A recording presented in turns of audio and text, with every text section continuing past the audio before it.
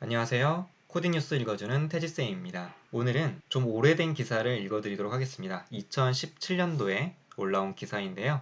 이 기사의 제목은 주입식 소프트웨어 교육은 청년 실업 더 심화시킬 것이라는 제목입니다. 굉장히 중요한 내용이기 때문에 좀 오래된 기사지만 한번 소개해드리도록 하겠습니다. 이런 이야기로 시작이 됩니다. 문재인 대통령과 10분만 이야기할 수 있는 기회가 온다면 지금의 소프트웨어 교육이 엉망이라고 자신있게 말할 수 있습니다. 왜 대한민국의 소프트웨어 교육이 엉망이다라고 했을까요? 그 이유를 이렇게 얘기합니다. 지금처럼 주입식 소프트웨어 교육을 한다면 기업 구인난은 오히려 악화될 거고 청년 실업난은 더욱 심각해질 겁니다.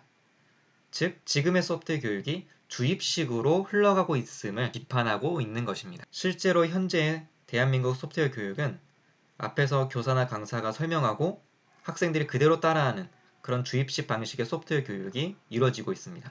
따라하기식 문법 교육이 이루어지고 있는 것이죠. 그럴 바에는 차라리 레고 수업을 하는 게 100배 낫다라고 이 전문가는 주장을 하고 있습니다. 자, 이어서 중요한 내용을 읽어드리겠습니다.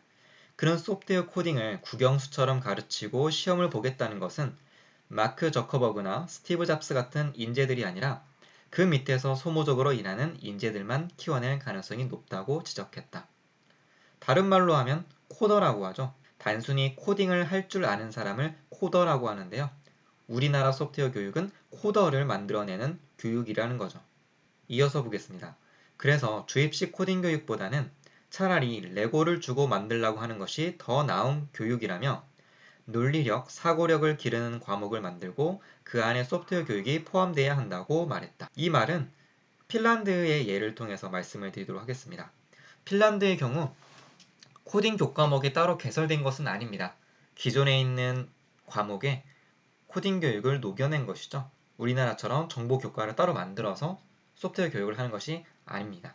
이 전문가는 또 이런 얘기를 합니다. 고기를 구울 때 불 때문에 기온이 올라가면 에어컨 냉방을 3개 틀어서 방의 온도를 낮춰주면 된다. 이는 센서와 간단한 코딩만 할 줄 알면 가능하다. 정작 중요한 것은 현실에서 이 같은 문제점을 찾아내고 기획할 수 있는 사람이다. 자, 여기에서 굉장히 중요한 말이 나옵니다. 현실에서 이 같은 문제점을 찾아내고 기획할 수 있는 사람. 이게 진짜 이 시대에 필요한 인재상이라는 겁니다. 문제점을 찾아내고 기획할 수 있는 사람. 저는 대중교통을 많이 이용하기 때문에 카카오버스라는 앱을 이용하는데요. 이 카카오버스의 전신이 서울버스 앱이었습니다. 근데 이 놀랍게도 이 서울버스 앱을 만든 사람은 고등학생이었어요. 당시에 고등학생. 많은 사람들이 공통적으로 다 불편함을 겪었습니다. 버스가 언제 올지 모르고 그냥 무작정 기다려야 됐어요.